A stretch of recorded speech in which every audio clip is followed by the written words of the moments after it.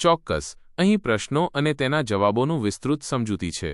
12. જેનું અભિસંધાન થયું નથી કે જે અભિસંધાનને લીધે ઉદ્ભવી નથી તેવી પ્રતિક્રિયાને શું કહે છે? જવાબ સી. અનભિસંધિત પ્રતિક્રિયા. સમજૂતી. અનભિસંધિત પ્રતિક્રિયા એ એક સ્વયંસંચાલિત અને સહજ પ્રતિક્રિયા છે જે ચોક્કસ ઉદ્દીપકના પ્રતિભાવમાં થાય છે જે અભિસંધાન દ્વારા શીખવામાં આવતી નથી. 13. ભણવાથી નોકરી મળે છે. નોકરી મળવાથી પૈસા મળે છે. પૈસાથી સારું જીવન જીવી શકાય છે. આ પ્રકારના જોડાણને શું કહેવાય? જવાબ ડી. ક્રમિક અભિસંધાન. સમજૂતી. ક્રમિક અભિસંધાન એ એક એવી પ્રક્રિયા છે જેમાં એક ઉદ્દીપક બીજા ઉદ્દીપક સાથે સંકળાયેલો હોય છે અને આ જોડાણ દ્વારા શીખેલી પ્રતિક્રિયા અન્ય ઉદ્દીપકો સુધી વિસ્તરે છે. 14. કોઈપણ પરિસ્થિતિ અને પ્રતિક્રિયા વચ્ચે જોડાણ થાય ત્યારે કે ત્યાર પછી જો સંતોષજનક અનુભૂતિ થાય તો તે જોડાણની મજબૂતી વધે છે તેવું કયો નિયમ કહે છે? જવાબ ડી. અસરનો નિયમ. સમજૂતી. અસરનો નિયમ કહે છે કે જો કોઈ પ્રતિક્રિયા સંતોષજનક પરિણામ આપે છે તો તે પ્રતિક્રિયા ફરીથી થવાની શક્યતા વધી જાય છે. 15. બી. એ. સ્કિનરના ક્રિયાત્મક અભિસંધાનના મૂળ માનસિક્ષણનો કયો નિયમ રહેલો છે? જવાબ ડી. અસરનો નિયમ. સમજૂતી. સ્કિનરના ક્રિયાત્મક અભિસંધાન એ અસરના નિયમ પર આધારિત છે જેમાં પ્રતિક્રિયાઓ તેમના પરિણામો દ્વારા મજબૂત અથવા નબળી બને છે. 16. ક્રિયાત્મક અભિસંધાનમાં કયા પ્રકારની પ્રતિક્રિયાનું અભિસંધાન સ્થાપવાનો પ્રયત્ન કરવામાં આવે છે? જવાબ એ.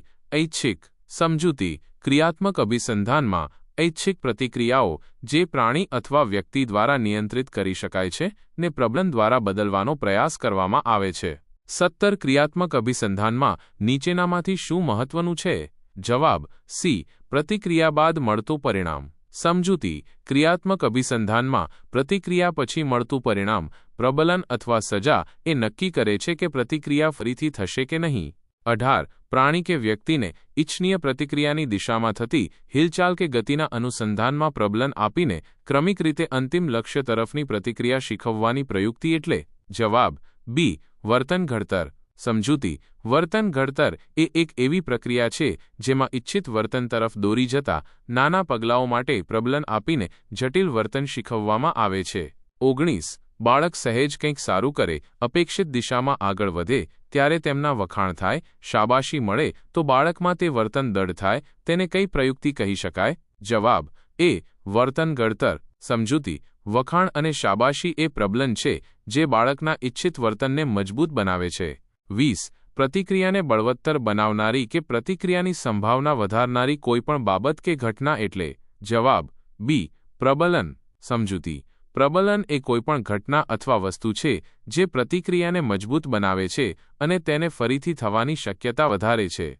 21. નીચેનામાંથી કયું પ્રાથમિક પ્રબલન છે? જવાબ ડી. જાતીયતા. સમજૂતી. પ્રાથમિક પ્રબલન એ એવી જરૂરિયાતો છે જે જીવન માટે જરૂરી છે જેમ કે ખોરાક, પાણી અને જાતીયતા. 22. નીચેનામાંથી કયું દ્વૈતિક પ્રબલન છે? જવાબ ડી. એ, બી અને સી. પૈસા, સ્વીકૃતિ, કીર્તિ. સમજૂતી. દ્વૈતિક પ્રબલન એ એવી વસ્તુઓ છે જે પ્રાથમિક પ્રબલન સાથે સંકળાયેલી છે અને તે પોતાને જ મૂલ્યવાન નથી પરંતુ પ્રાથમિક પ્રબલન તરફ દોરી જાય છે. 23. ધ્યાન, અટેન્શન કયા પ્રકારનું પ્રબલન છે? જવાબ ડી. બી અને સી. દ્વૈતિક અને વિધાયક. સમજૂતી. ધ્યાન એ દ્વૈતિક પ્રબલન છે કારણ કે તે સામાજિક સ્વીકૃતિ સાથે સંકળાયેલું છે. તે વિધાયક પ્રબલન પણ છે કારણ કે તે ઇચ્છિત વર્તનને મજબૂત બનાવે છે.